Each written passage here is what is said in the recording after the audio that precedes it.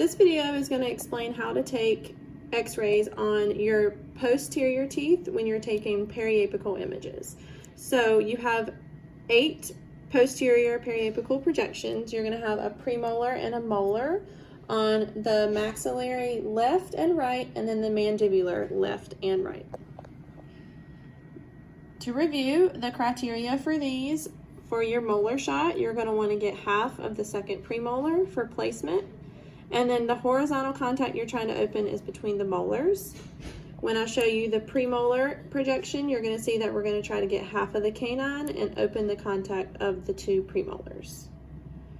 As far as setup for your XCP instrument, you are doing the same thing as your anterior projections. So if you were using plates, you would do those just like we showed in the anterior video, and then corded, same thing. So we're always going to feed through the back of the bite block and get it through the hole, and then we're going to seat it into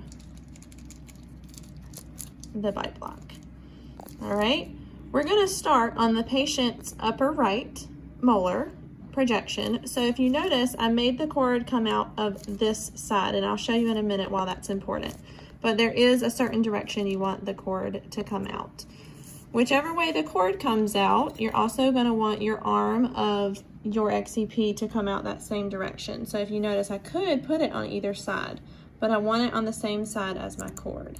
So yellow goes in yellow at the edge of the bite block, just like for your anteriors. All right, then slide your ring on.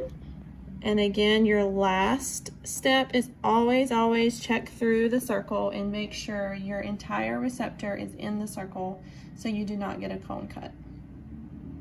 All right, so let's go over to the patient, and I'm going to show you why it was important to have the cord and the arm coming out this direction. So if the cord and the arm would have been going this direction, then we would not be able to get it into the patient's mouth.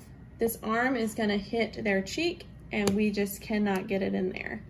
The cord, we would have to bend really far backwards, and it could mess up the receptor. So we want both coming out of the patient's mouth.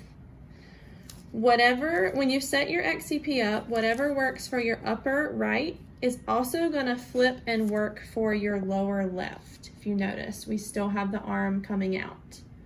But if we try to use this for the upper left, you notice it does not work. So when you take your posterior projections, it's going to have you take the right maxillary right ones and then the mandibular left ones.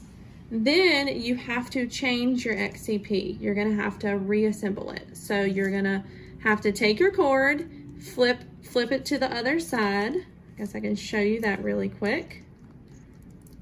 So you'll have to switch your receptor, flip it over to get the cord out the other side. And then now you'll notice you also need to flip your arm over to the other side. And let's look through the ring. You notice that the receptor is no longer in the ring. So you also have to flip the ring over. Double check that you can see the whole receptor in the circle. And now you can see that this would work for the upper left because everything is coming out of the mouth. And then when you flip it, it is also going to work for the lower right. So in the middle of your posterior periapicals, you're going to have to switch your XCP around. All right, so I'm going to go ahead and demo the upper left since we're set up for the upper left. And we'll start with the maxillary molars. So you're going to want to have your patient open as wide as they can, and you're going to slide the receptor again flat, just like the anteriors, and then lift it up into the roof of the mouth. The more central you are in the mouth, the more space you're going to have. The highest point in the patient's mouth is always at the midline.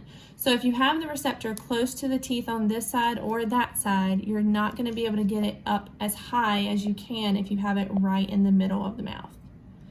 All right, the next thing you're going to do is decide where your packet placement is going to be. And we discussed that for your molars, you want to see half of your second premolar. So what you're going to do is get down eye level with the receptor, look through the ring, and you're going to get the very edge of the receptor lined up with the half of the second premolar. Okay, so you're looking at the black sensor, and you want the edge of that to be lined up with the second premolar, just like this. Then you are going to figure out your horizontal angulation. What you want to do to get your horizontal angulation is make sure that your receptor is parallel with the teeth you are trying to open. So since we're opening our molars, we want to make sure that we are parallel with the molars. So the receptor is parallel with the teeth. You also notice there's grooves on this bite block, and those are also parallel with the receptor. So if you have these grooves lined up with the teeth, then you're going to have good horizontal angulation. If you have it angled this way where they are not parallel with the teeth, or this way where they are not parallel with the teeth, you will not have good open contacts. So decide your placement first and then get parallel with the teeth, just like this. Have the patient close. Again, you see that I have the bite block in contact with the teeth I'm taking an image of. So they're already touching the maxillary teeth when I have the patient close. All right, you would line up the PID just like we showed you for the anterior projections. So you would do your vertical, your horizontal, and then get flush with your ring. The final indicator I tell the students to look out for is to make sure that this ring runs flush with the patient's face. So if it's ever like this and it's not going flush with the patient's face, that typically means your horizontal angulation is going to be off. So it should look like this. Okay. For your premolar projection, the same thing. You're going to slide it in the patient's mouth. You're gonna get half of the canine. So again, you look straight through your circle, you line it up so that the edge of your sensor is half of your canine, which is that broken tooth right there. So you look at the black, half of the canine, and then you're gonna set your horizontal. For horizontal, same thing, you're making sure that everything is parallel. So your receptor, the teeth, the bite block, and the ring, all of those things run parallel with each other. So you can look at any of those as a good indicator. Have it in contact with the teeth you're taking an image of, and close the patient. All right, there is no difference for the mandible. The biggest issue with the mandible is just that you have a tongue to deal with. So you want to try your best to get the tongue out of the way and under the tongue. So with your dexters, you're gonna have to get in there and move it. With your patients, typically you can just use the receptor to push it out of the way. So you'll get it down into the floor of the mouth. Again, midline is the deepest point, so you want it centered on the arch. Slide it back so you're getting half of that premolar. Contact the teeth, make sure you're parallel, and close the patient. Another big thing you want to pay attention to, with Dexter, it's not as big of an issue, but your patients are going to have a really tight cheek. So you want to make sure that you get the receptor, this part of the XCP, in the patient's cheek. Otherwise, you won't be able to get back far enough.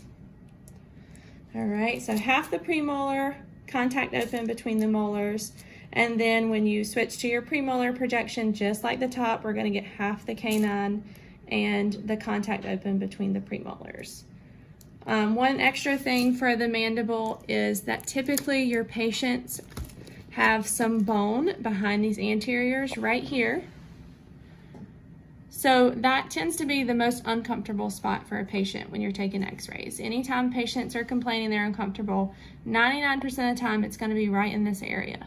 So what you want to do when you're placing any of your premolar projections, whether it's your bite wings, your periapicals, you want to make sure that the edge of this receptor is down in the floor of the mouth and then just as close to that bone as you can get it.